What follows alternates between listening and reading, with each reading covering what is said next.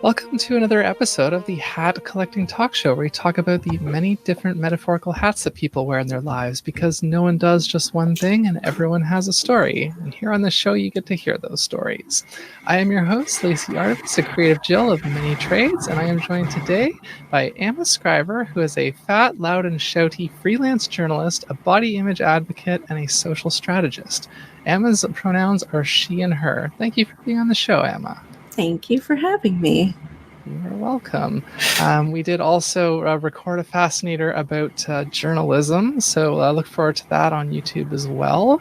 It's kind of a companion piece to this episode.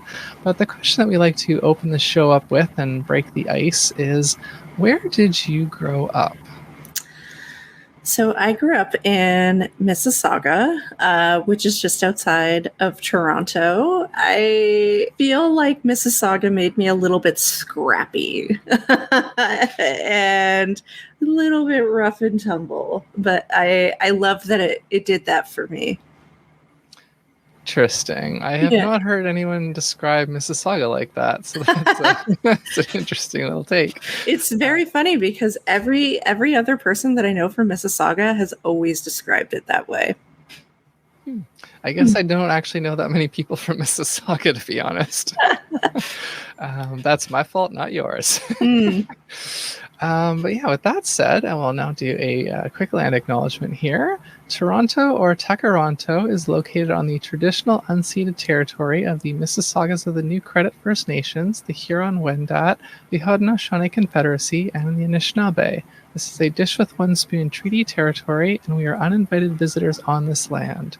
To find out more about that, you can visit native-land.ca, which, despite the .ca address, it actually covers the whole world and not just Canada, so that is a convenient place to get started in the learning about the Indigenous peoples of your area, but not where that journey should end, if possible. So with that said, we're going to get into the show proper and talk about the things that you do. So can you tell us a little bit about some of the things that you do and how you got into them? I mean, what don't I do? So I like to describe myself as a Swiss Army knife of a person, because I went to school for one thing.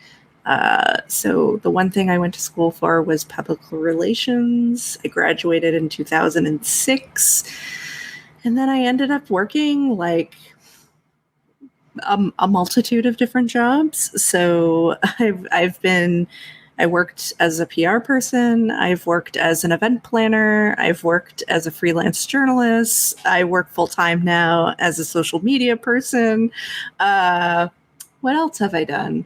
I think that's it. I think that covers it all. But yeah, I have done a lot of things, and it feels sometimes like project management. Yeah, I've done that too. But sometimes it feels like it doesn't end, and I have a lot of jobs, and I don't hate it, but I feel like to others it's sometimes very confusing. I can definitely relate to that. I started this show, obviously, so I'm very familiar with wearing many different hats, and I'm always fascinated by 5 years from now, what new hats will I have picked up? And sometimes I might not wear a hat for many years, and then one day I'll put that hat back on. You never know. Mm-hmm. So yeah, what another sub question to that question that I like to ask? What would you say is maybe like the biggest misconception about, I guess can start with like journalism? I guess the biggest misconception. Well, I mean, when I originally applied to go to school, I applied for both PR school and for journalism school. And the reason why I didn't actually go to J school was because I saw that the journalism industry was dying. So I would say the biggest misconception is that, this might be a controversial yet brave opinion, the journalism industry is not having a great time right now. I don't think I'm not like saying anything that's not new, but journalism is really needed and necessary. And I think local journalism is really needed and necessary more than ever right now, because we need people telling those stories. And the fact that we don't have local newspapers out there is the fact that they're dwindling, and we're not providing that sort of like funding to those local journalists, where originally, when people would graduate from J school, they would be able to find jobs in local papers. Like, I remember when I was growing up, I would always read the Mississauga News and I'd be like, oh my God, I want to work there. That's so cool. Does the Mississauga News still exist? I don't even know. I don't live in Mississauga, so I don't know. But like, the fact that those local papers are so vital to telling those local stories. And sometimes those local newspapers are the ones that are doing such incredible reporting that not even like papers like the Globe and Mail or the Toronto Star or the National Post, that they can even do, which is weird. But that's sort of my hot take. And would you say that since you actually went to school for the public relations, what would you say might be one of the biggest misconceptions about that field? Okay, so the biggest misconception about that field is that most people who work in public relations used to be journalists. So they actually understand both sides. And so it's interesting, because when people who do pitch me and who are PR people, I'm just kind of like, why are you doing this way? Like, you should know better. So it's interesting, because 9 times out of 10, not all of them, obviously, but a lot of times I'm just like, you should know how this works. Like, I don't know why you don't know how this works. But yeah, a lot of times that's a big misconception, is that a lot of people who used to work in PR actually are former journalists. Yeah, I definitely did not know that. Yeah. I don't know, are there any other of the hats that you wear that you want to address, like a particular misconception about? Or well, I think too, one of the other interesting things is now, as I said, the media industry is dying. All the people who are going into marketing jobs like social media and content writing are all former journalism people. So the people who are moderating your brand channels and who are writing your copy for your, Air Canadas and, Starbucks or whatever, they're former journalists. We all have rent and bills to pay too. So sadly, we can't be paid in articles per month, and we're all just trying to live under this capitalist system. Yes, we are.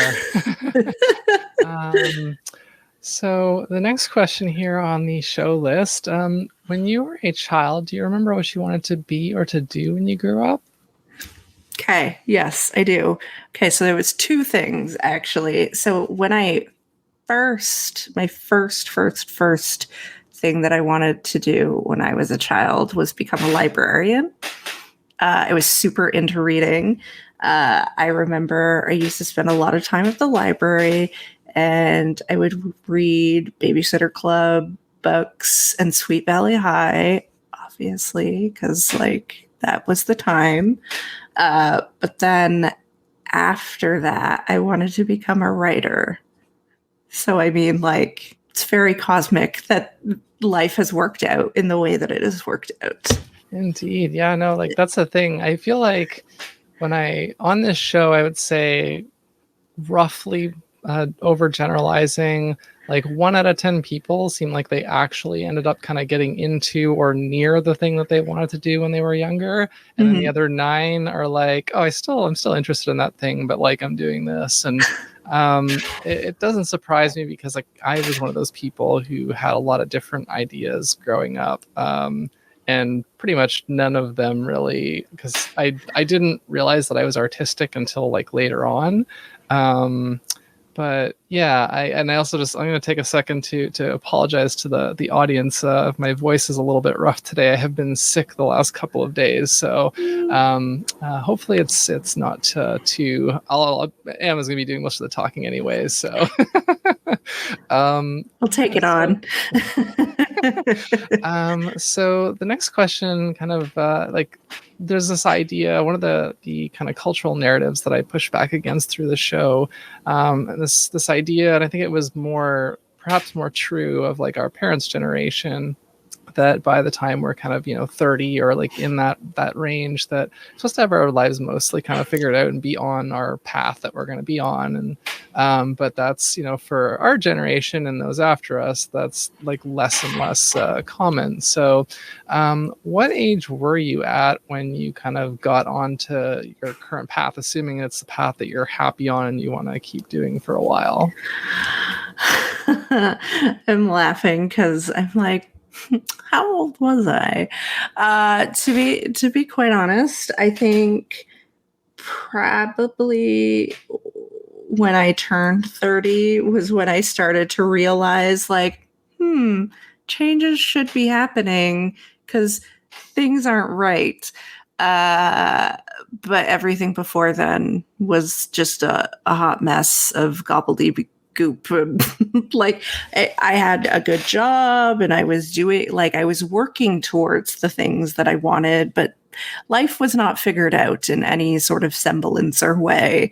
And I was not making progress, mentally, emotionally, physically.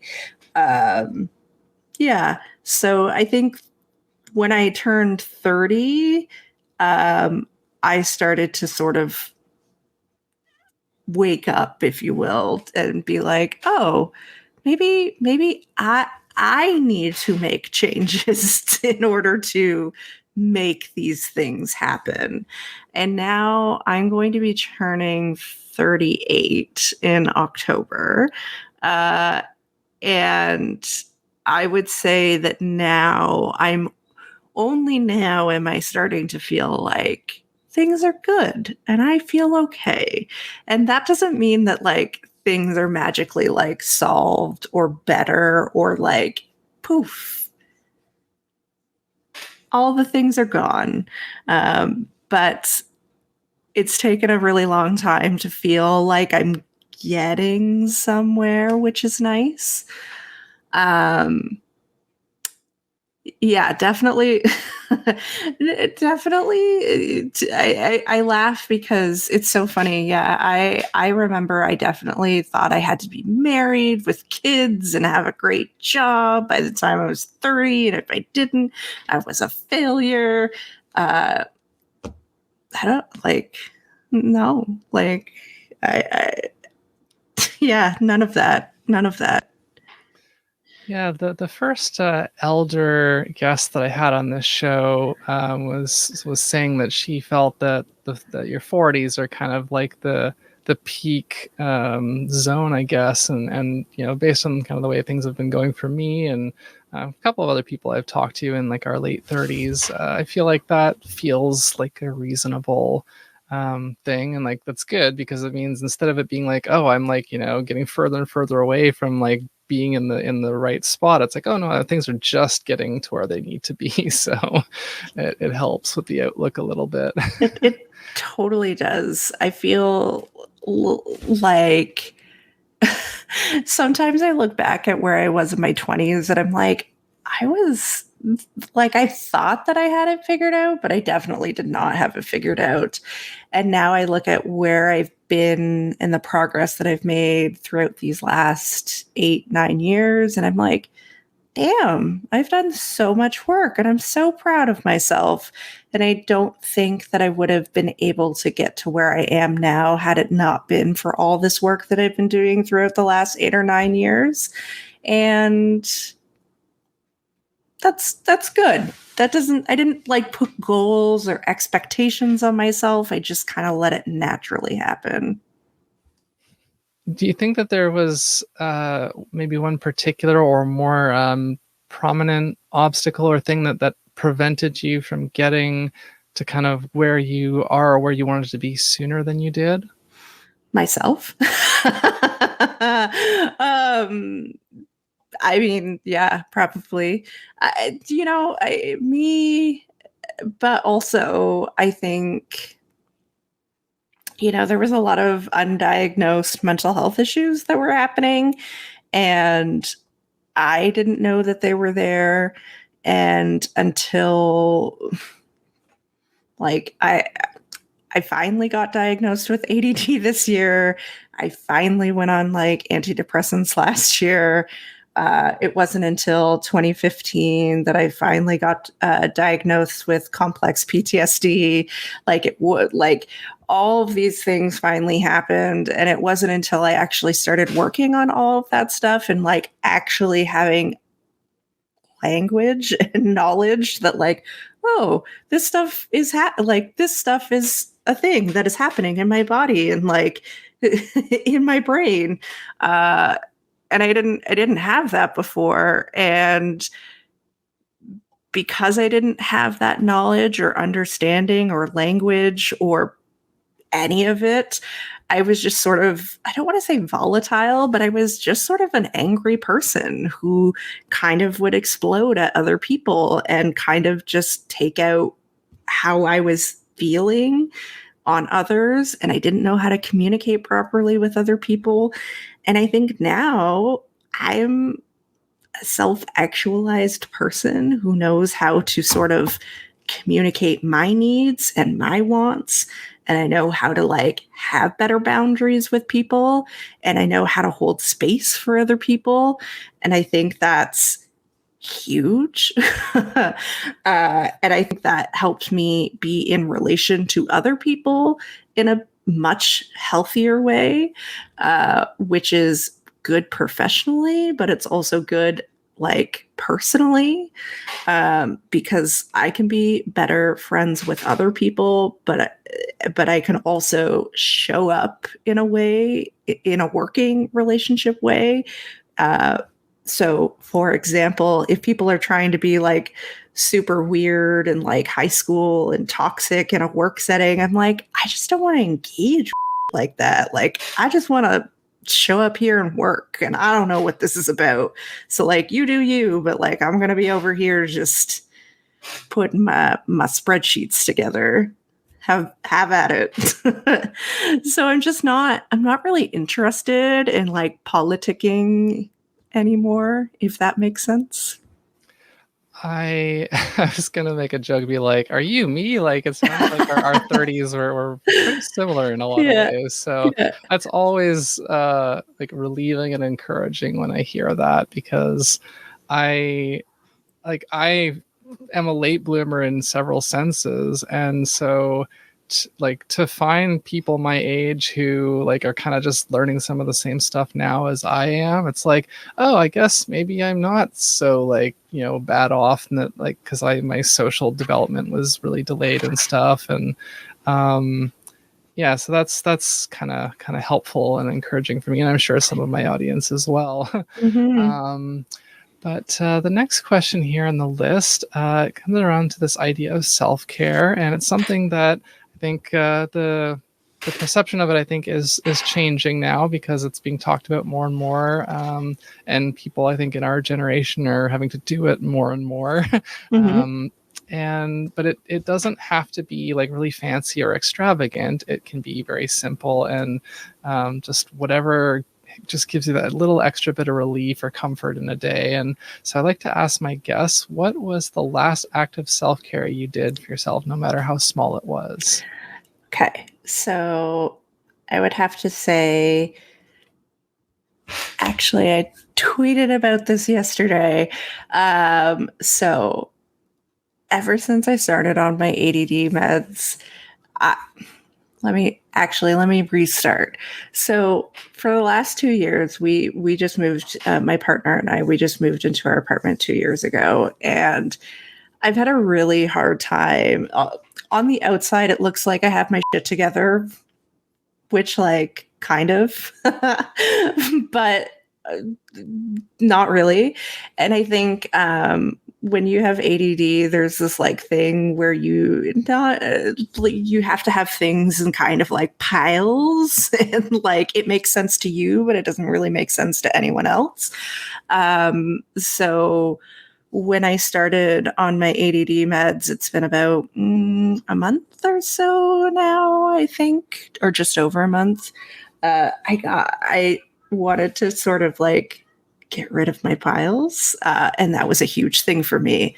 Anyways, I ended up organizing all of my drag wigs and all of my makeup and all of that stuff, and it like was crying because I was just like, it's taken me like 2 years to do this. And it seems so small. It doesn't seem like a big thing. But to me, it was huge because it was like, it's taken me so long to do this. And I get that, like, for others who are just like, yeah, I go about my day living normally. But for me, who like, it just felt like the biggest mountain that I would have to climb to try and like sort through all of this to just finally do it. I was like, I can't believe I actually did it. And then I was just looking at all of this organization and I was like, wow, I'm so proud of me. And it felt so good. And I realized that feels like work. It feels like not self-care, quote unquote. That's supposed to be like a nice thing that you do for yourself. But I just kept looking at it and being like, I did that for me and it felt good. So, yeah. I relate to that so much. As I'm not formally diagnosed, but I'm diagnosed with autism, but not formally ADHD. But yeah, I've become so much more like versed in the kind of concept of like executive function or executive dysfunction, and like that idea of like organized messy, and like, yeah, exactly, like anyone else looks at my living space and they'll just be like, how do you function? And I'll just be like, if it wasn't like this, I wouldn't function. That is the point. Yes, 100%. So yeah. I gotcha. Yeah, thank you. I'm glad you understand. So the next question here on the list, what was the last new thing that you learned, and what is something else you'd still like to learn? Okay, the last new thing that I learned. This sounds silly, but I've been learning how to make videos on TikTok, which I'm very excited about.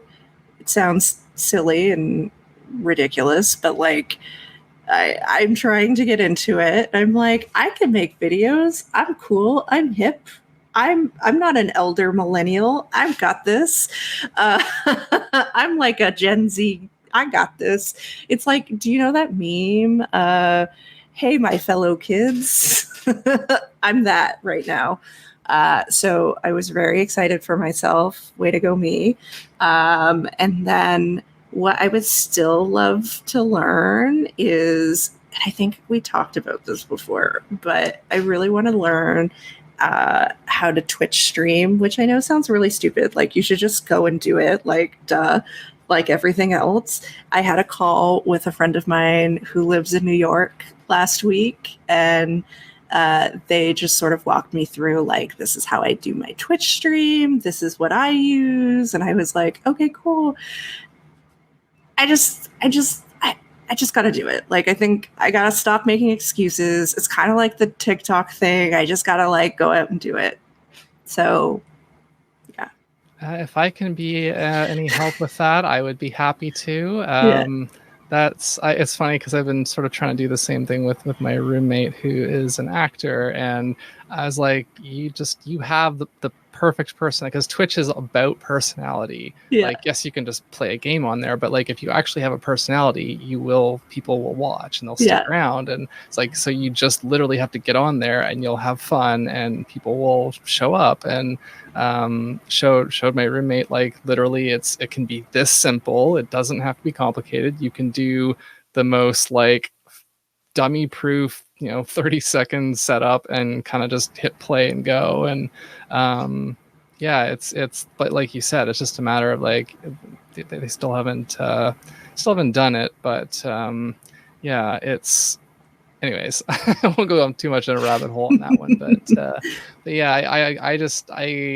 I've found that because I've learned so much about it through doing it and trying to figure out how to like improve my own process, that like, man, this is really cool. I want more people to learn how to do this because this is a cool community. I want more people to be in here. So if I can help you with that, I would be happy to. Maybe that's another discussion. Perhaps. So getting back on track now. Yeah. I am having a little bit of a goldfish brain here. So this next question, it comes from this idea of how when we're in school, particularly like grade school and high school, that there's these certain subjects that we're told are like so important and crucial for life, because you can't get a job or you can't do this or that without it. Usually like math is one, but like like arts and things like that are not considered that important. But once we get out of school and we get into like the working world, or whether we're doing like freelance stuff, or we get like a formal like tradesy kind of job or whatever, I find I've heard a lot of stories about the kind of skills or kind of special knowledge sets that you pick up from being in the actual real working world that you wouldn't get in school, and how those can sometimes be applied in like unexpected but like useful ways to something unrelated. And so that is a long, convoluted way of prefacing, are there any skills or kind of special information sets that you have applied in an unexpected but useful way, and not the way that they were kind of intended for? Well, I mean, to be honest, I learned social media just by doing it, because in 2006, social media did not exist as like a thing. So I think I even have this in my LinkedIn bio because it's funny. But in my first job that I ever had was when like Twitter, I don't think Facebook, so don't quote me on that, but like Twitter and LinkedIn had just first like launched. And a client that I had at the time was like, where should we launch? Should we go on Twitter or LinkedIn? And I was like, obviously you should go on LinkedIn. Like, that's going to be really popular. And I look back at it and I'm like, what the hell was I thinking? Like, but you can't know what you don't know, obviously. Like, one, it was like, what, 2006, 2007? Like, what the hell? Obviously, like, we didn't know Twitter was going to be what Twitter is today. But I think so, and it's kind of like new platforms that are coming out now. So I guess what I'm trying to say is all of what I've learned about the internet has been social media has been through like being online. So sometimes when social media jobs were first coming out and they were like, we need 10 years experience, it's like, oh, so you want somebody who was like on AOL. Got it. Sounds good. I mean, like, yes, have you ever seen the show Pen 15? I don't think so. Okay. There's an episode of Pen 15 where one of the girls, she's on like all these AOL chat rooms. Anyways, I was just gonna make a throwback to that. But I'm like, basically you just want somebody who was like talking dirty on AOL chat rooms and being like a weird horny teenager. Got it. That was me. I was that person, and I can do that for you. Like, I like nobody was like nobody's an expert in the internet with like 20 years experience. Get out of here. Like, so I mean, I would say that, but otherwise, I think I can't really think of anything that I've picked up over the years. For me, it's always been, I never feel like I stopped learning, and I always try and go to one class a month, but it also depends on my schedule. So I'm naturally curious. Yeah, absolutely. And that's it's again one of the kind of, I think one of the underlying values that kind of creates the sort of people that this show exists for and because of, because I'm the same way myself. And yeah, the next question here on the list, I guess a little bit related to that. What would you say are your two most dissimilar hats? And in this context, the hats being whether skills or interests. So, do you mean like things that I'm not good at? No, just like, sorry, I didn't preface this question. I realized as I was saying it, I'm like, oh, well, I'll just keep going. It kind of comes from this idea of how, like, it sort of never ceases to amaze me when I talk to people how, like, the really, like, extreme example that not even real example, the thing I just came up with a few episodes ago was like, if I was, having a doctor on the show and they told me that they really liked ping pong, that's not something I would ever expect that a doctor would also be a ping pong player. That just seems very strange and unrelated, but it's entirely possible. And so it's kind of like trying to find some kind of maybe not necessarily, it doesn't have to be like this crazy wisdom in it or anything, but like, just what are, I guess, two things that you do or you're kind of known for that maybe to other people seem very unrelated, but like they make sense to you? Yeah, totally. So I guess the first thing I would say is I did a drag makeup class during the pandemic. And so what I've been trying to do is practice with friends. So I have been doing it sort of in Zoom chats privately with friends because I'm like, I don't know what I'm doing. Like, I'm not going to perform somewhere. I don't know. This is weird.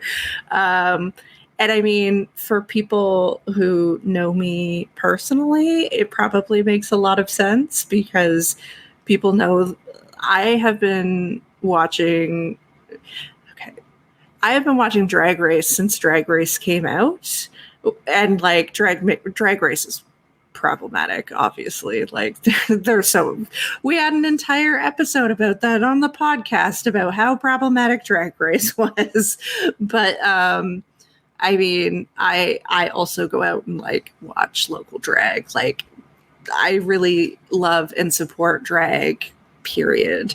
And there was something about just the first time that I did drag that there was this like euphoric moment that happened. And when we were recording the problematic Drag Race episode, we had the queens from the Good Judy podcast on, and they were like, yeah, that's how you feel when you do drag. Like, there's this like gender euphoria that happens. And I was like, oh, I didn't know.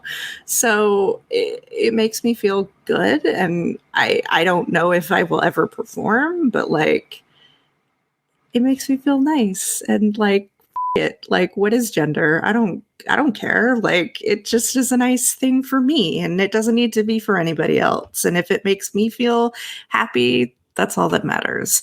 So I'm sure that probably for other people, they're like, oh, that's not something that we would expect. And I'm not doing it to like go out and perform. I'm just doing it because it makes me feel nice. I got dressed in my wigs last night for no reason. I just was like, I feel good. I look good.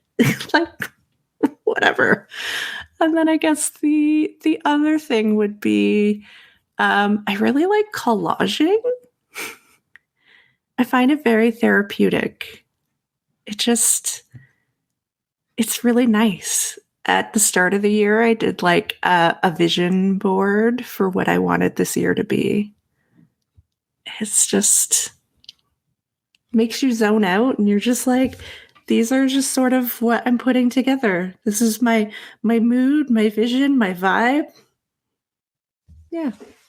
Sometimes I do that by just, if I decide I want to like collect inspiration for something, I'll go to Google Images, I'll create a folder on my computer, and I'll just spend like, 15 minutes, and I'll just save any stuff that I see that interests me, or that, and I have a folder on my computer that's literally just called like imagery. And it's just anytime I come across something, I'm like, that could inspire me to like make some kind of art at some point. So, and like I have one for tattoos as well, and like one for like just all the like really frilly feminine attire that one day I'd like to own and wear. Yeah, So,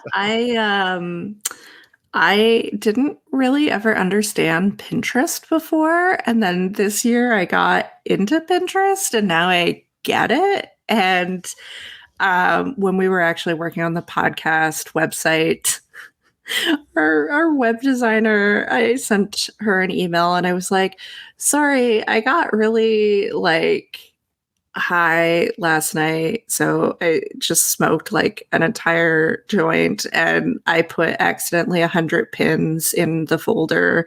I'm sure you will find something in here that works. But Pinterest gets you like that. You just zone out, and you're like, oh, these are good pins. yeah, the thing that I remember, I did have a very brief Pinterest obsession one year, but like I sort of got on there more recently because I was like, I wanted to like literally have stuff for the show on as many platforms as I could. But I find Pinterest is actually pretty clunky to use. I mean, if you're actually like uploading your own stuff, if you're just kind of like saving stuff you find, that's a little bit easier. But yeah, it's but I mean, yeah, the concept of it for sure. It's like I definitely see how it appeals to certain people for certain reasons. But so actually, on a somewhat related topic, the next question here. This is a newer one that I'm sort of trying out, and we'll see if it stays in the show or not. But I've been starting to ask my guests, what do you think is the best aspect about modern technology and the worst aspect of modern technology? Okay. Best. The best aspect, I think, is that how we have such a quick capability to connect with one another. So I think the thing is, during the pandemic, we were so isolated, and we didn't have the ability to sort of like physically see each other, but we were able to virtually connect with one another. And it was interesting because even once we had like Zoom fatigue, if you will, I was still able to sort of like connect with friends of mine. We would send each other voice notes, which was really like, that became a big thing between all of us. So we didn't really want to do Zooms or Google Hangouts or anything like that, but voice notes became our thing, sending voice notes and flowers, which was really nice. So I think that is the big thing, is that the connectivity that you can have. The worst thing about digital connectivity and all of this is, where do I begin? There's, I think we were also talking about this too. There's so many like craggly bits of the internet that are deep and dark and really scary. And it's just really sad to see the effect that they can have on people, both mentally and emotionally. And I try and sort of like remove myself as best as I possibly can, because I know the effect that it has on me. I don't like the way that the internet makes me feel sometimes. It makes me feel bad. So I've tried to distance myself from it as much as possible, which is funny that it's my job. But I know that like reading some of that stuff can have a huge effect on you. And I know that comments that people make can sort of stick with you, and you can sort of obsess over like, why did this person unfollow me, or why is this person like subtweeting about me, or why is this person like doing X, Y, and Z, and it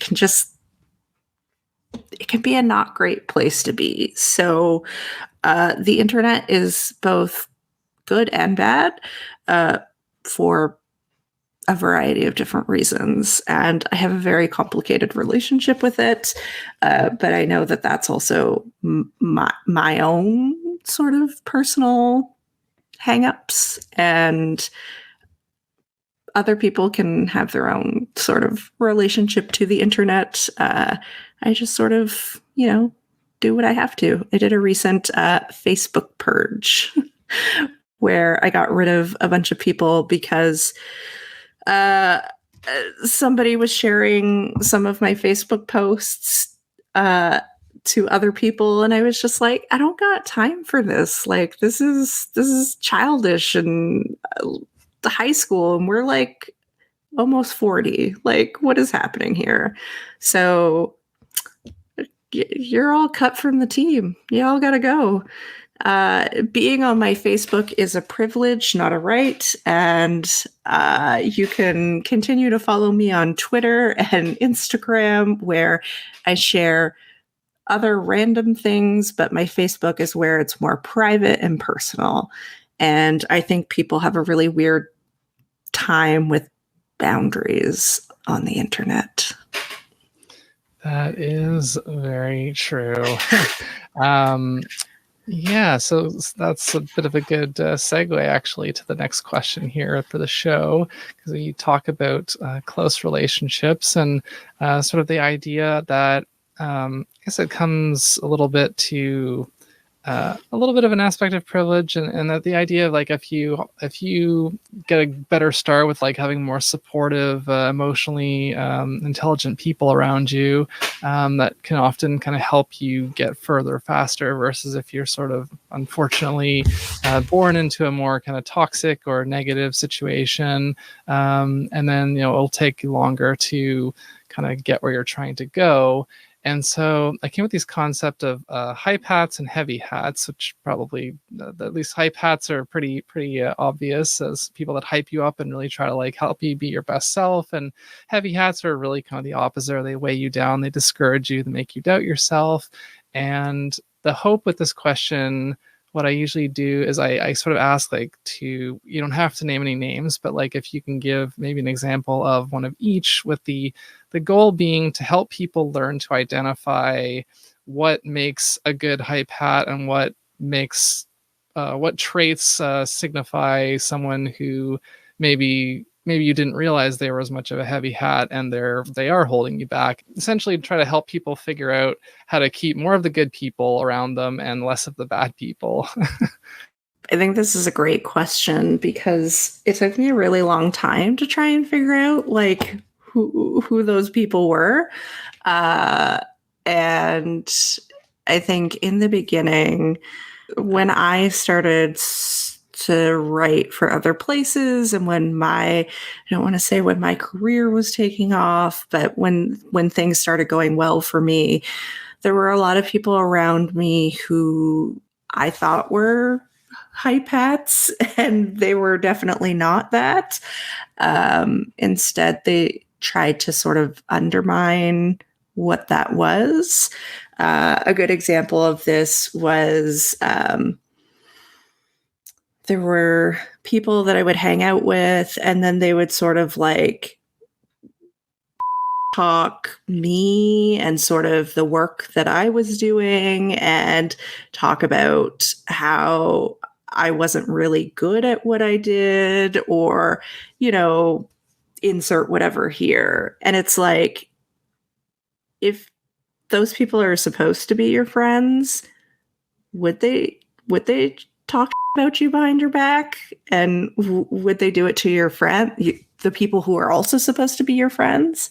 So I think you really have to reflect on those types of things. Like, do you want to be friends with people who talk about your friends, but then also talk about you?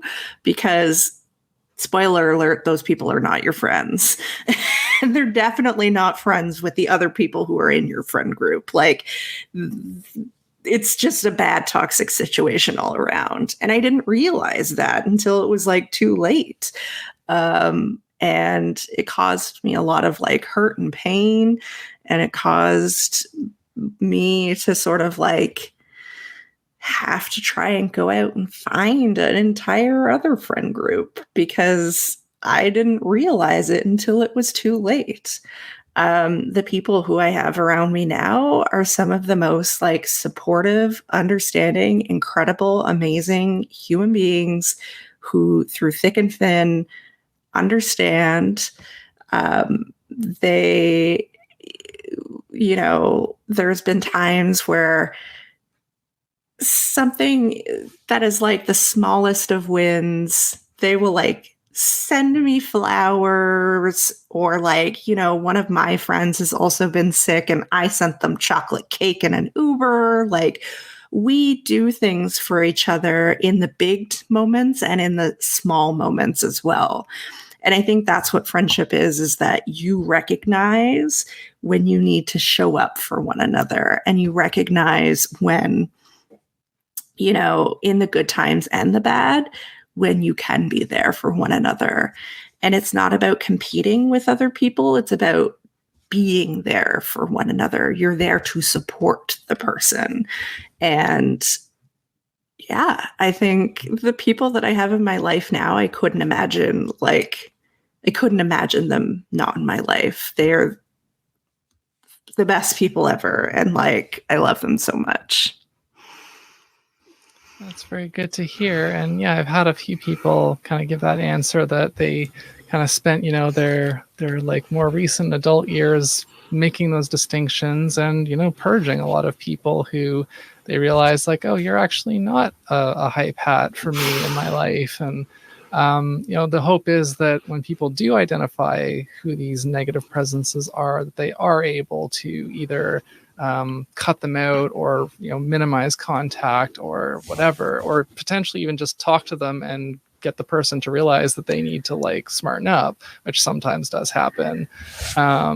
Yeah, there was actually, I just tweeted about this, or not tweeted, I posted about it on Instagram, but there's a book, and it's okay. It's a book that's like, it skews kind of businessy. So, but like, it actually is a pretty good book for just in general, but it's called Crucial Conversations. And it actually deals with how do you have these tough conversations with people? How do you sort of like navigate when things like are happening? And I think the important thing is that if you want to be in relationship to people, you need to know how to communicate how you're feeling. So my best friend, like, deals with chronic migraines. They have like chronic illness. And some days they're like, hey, I can't really like text right now. I can't like do this right now. I love you. I'm thinking about you, but I just can't even look at my phone. I'm like, dude, it's totally fine. Like, I love you. I care about you. At the end of the day, I just want you to feel okay. You text me when you're good and we'll talk later. And I think it's about like communicating your needs, your wants, and your boundaries. But most of the time people don't even do that.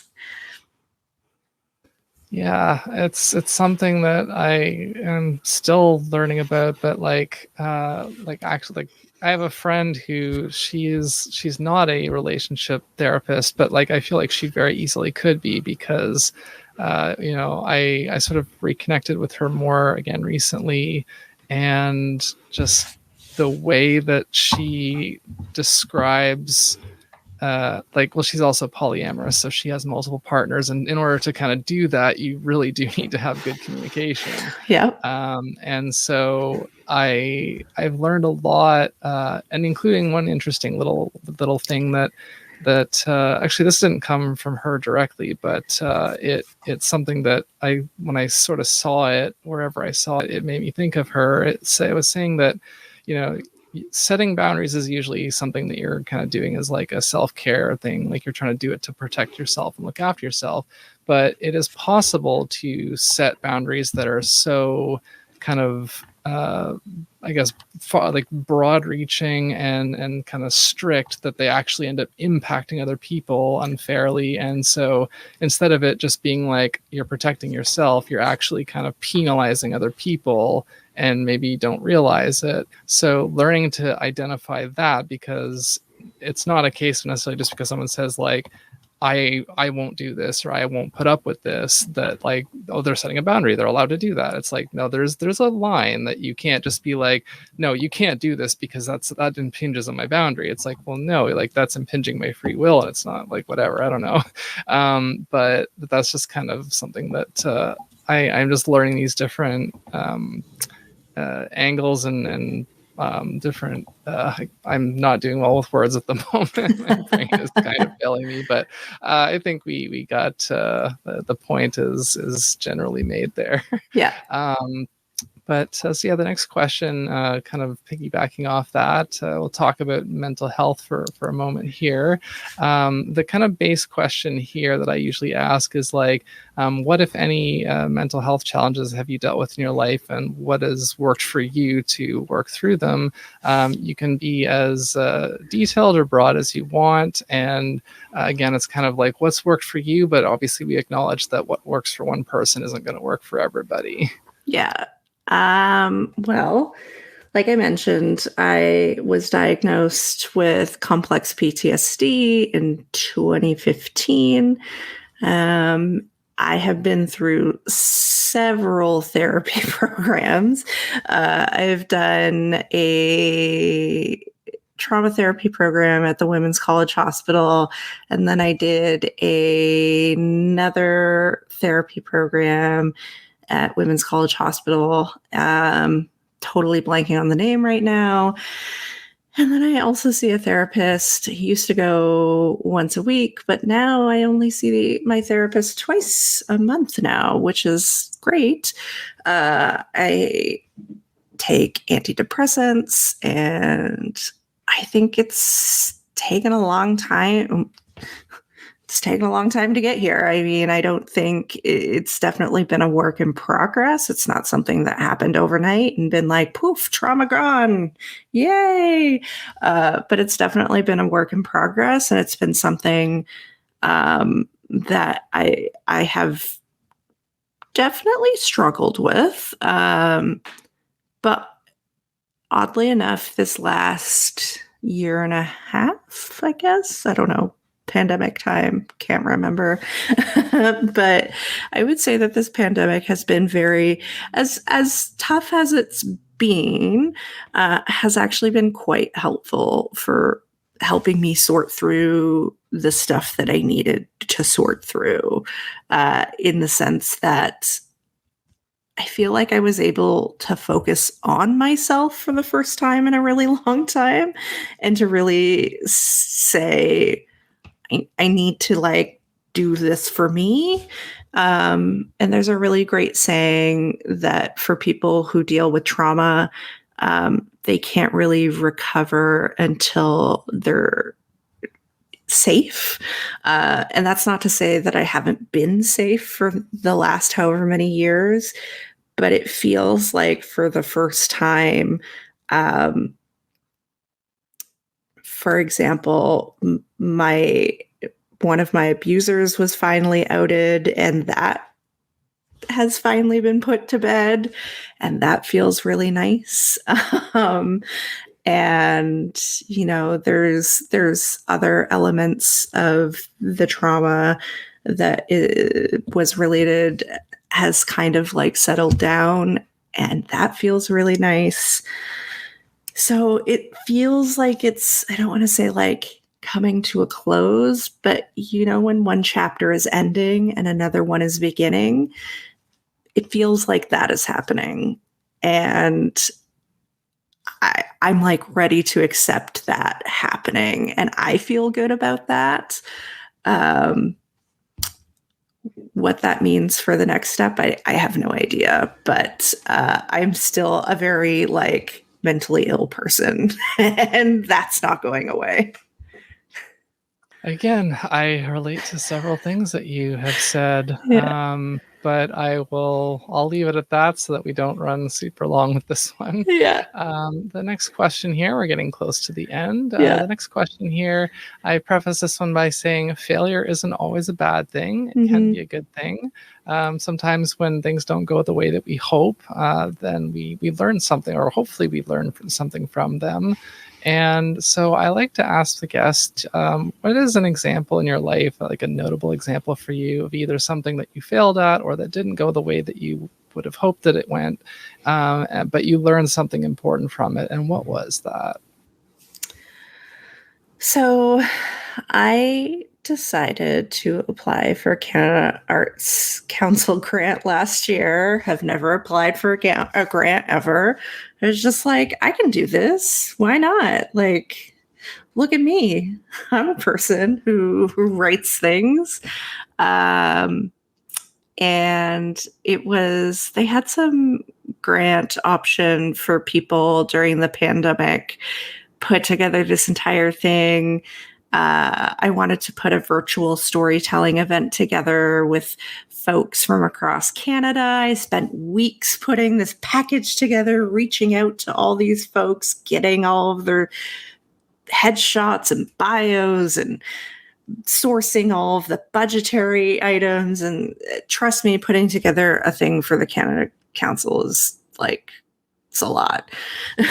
Anyways, it didn't go through, which sucks, but I tried. And actually, what I learned from that is A, how to write a grant proposal, which is nice, but B, I actually ended up turning that idea into what is now the podcast. So it's not quite a storytelling. When Danita and I met for the very first time, I showed her what I wrote for the grant proposal. And I was like, listen, this is sort of the vibe of what I wanted to do. And we sort of revamped it into a podcast style. And it was just kind of going back to my point, I think previously, there's never bad ideas. If you actually believe in something, you can make it happen. So again, it's not like a virtual storytelling. It's now just a podcast, and it's a little bit different. We're still telling the ideas and stories of marginalized individuals, but now it's with a pop culture focus. So we just changed it. It's just different. Yeah, I mean, that's definitely, I've talked to a few other people who've sort of been in some cases their pandemic baby project, or just taking something that was what they tried to do one way or they wanted to do one way. And this show as well is a bit of that, because years ago when I started to get into YouTube at first, that I would see certain channels and it'd be like, man, I would love to work with them or do the kind of thing that they're doing, but they're all in the States, and I'm not going to move to the States to work for a YouTube channel. Even if they'd have me, I'd probably be, I don't know.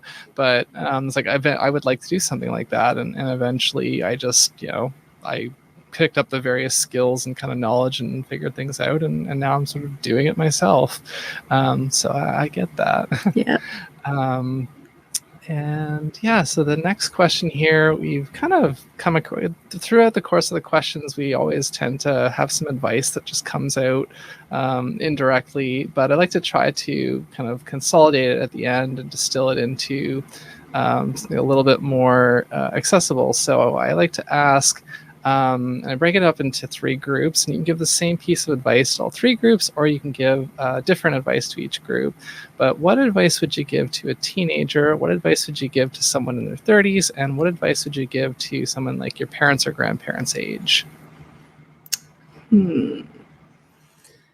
Okay, so if I was giving advice to a teenager, I would just tell them to relax. You're not going to have it all figured out by the time you're 30, because, like, it's just not going to happen. And to just have fun while you can, because life gets serious when you get older. So don't sweat the small stuff. Just enjoy it while you can. And that's about it. It will all get better once you get older, which I know sounds cheesy, but true. For my 30-year-old self, you know, I would say things were terrible.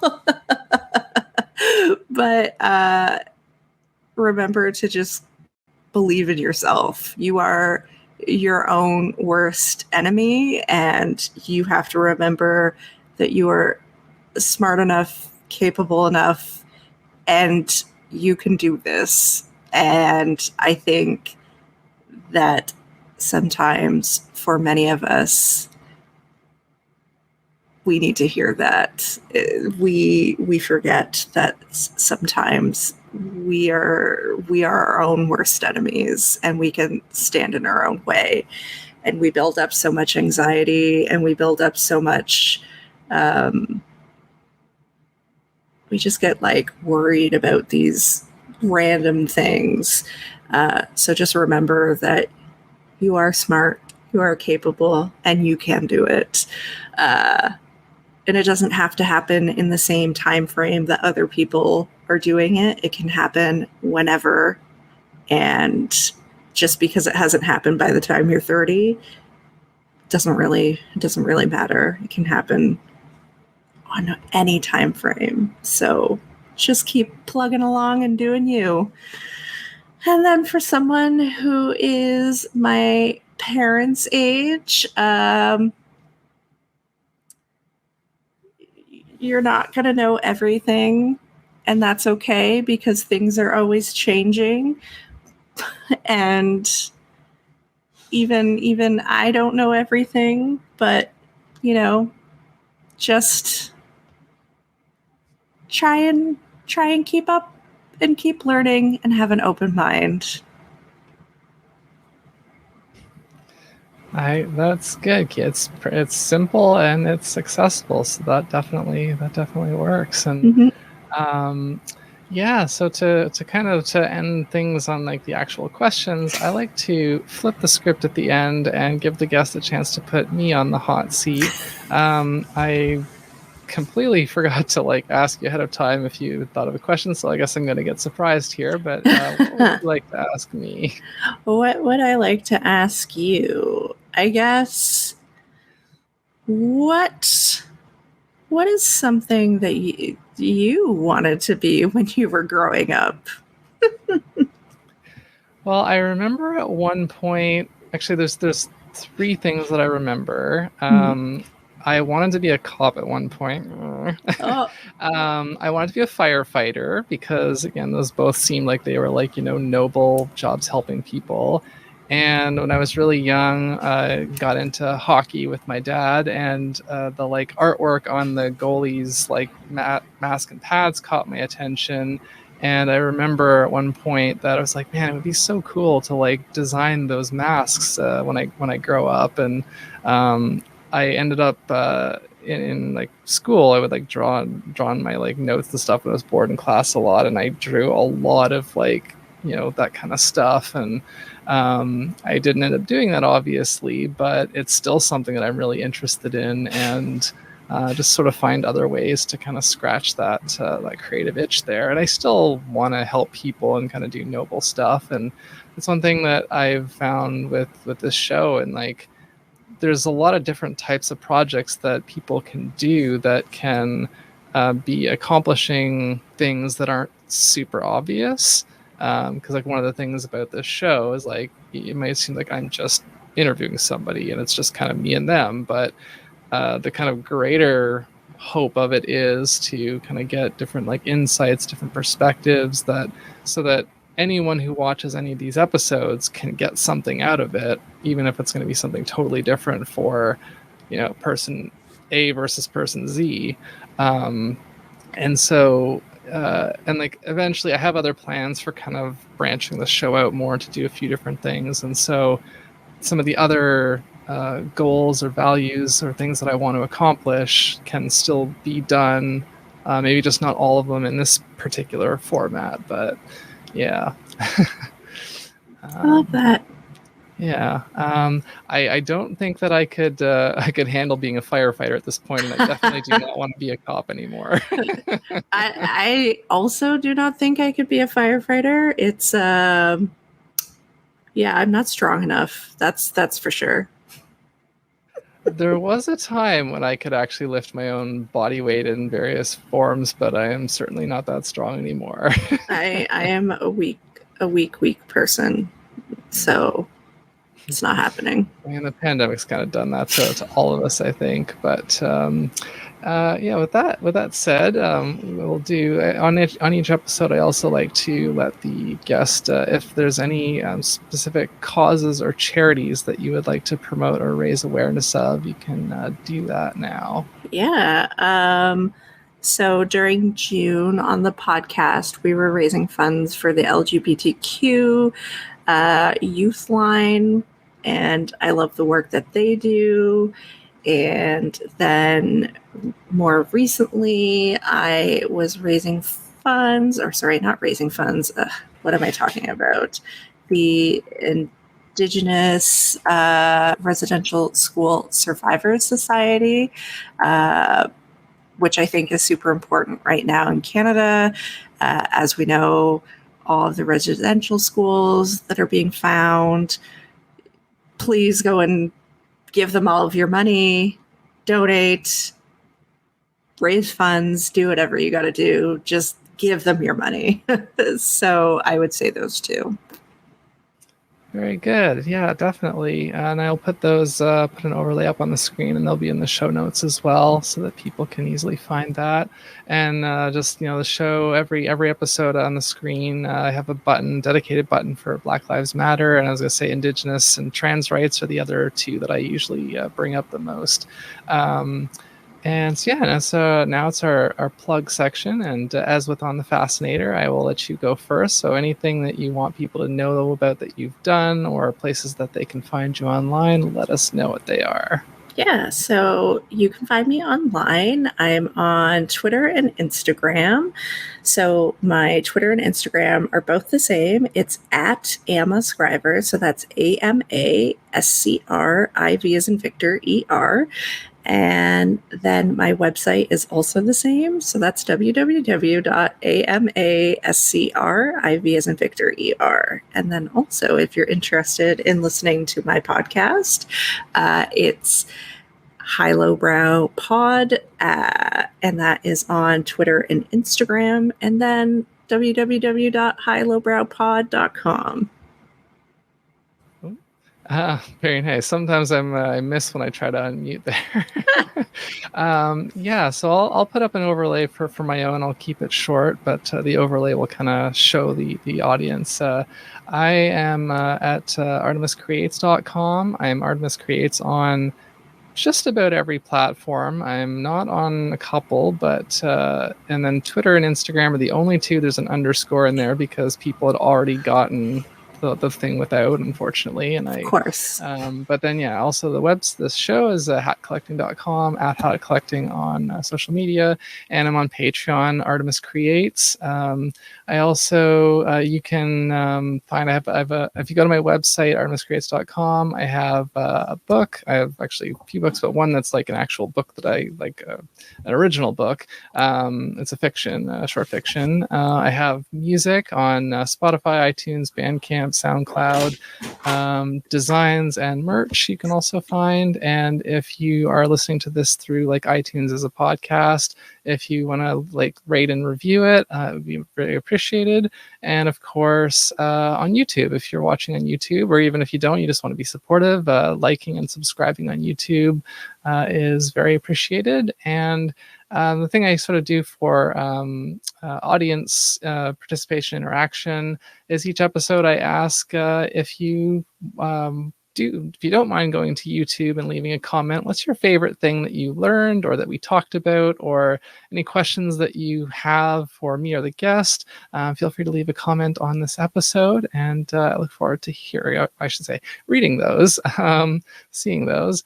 Yeah, so now we come to the traditional hat sign-off part of the show, where we will each put on a hat and wave goodbye to the audience. Okay. Yeah, so we both have the problem that we can't really put our hats on over our headphones well, so I'm going to have to just hold mine up. Yeah, this is, since you're a writer and I sometimes write, this is kind of my like investigative reporter fedora kind of thing, and you've got a funky, would that be considered a baseball hat, or is there, I don't know what to call that. It's like that's the closest thing, yeah. But yeah, this is really, really dark. If I lean more towards the light, then there's a little more.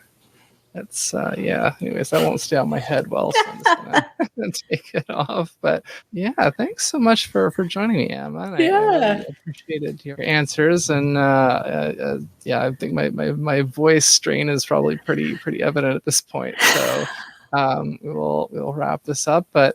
So thank you again for watching and listening. I really appreciated it. If you are a Patreon subscriber or supporter there as well, I extra appreciate that. And yeah, I have other stuff. I'm on Twitch. I forgot to mention that. I'm on Twitch. I'm starting to get back into it a little bit more, but my health issues have been making it unreliable or inconsistent, I should say. But, I play games there, and I like to, interact, keep it kind of fun and casual, interact with people. So check that out if you can. And otherwise, until next time, stay curious and keep collecting those hats.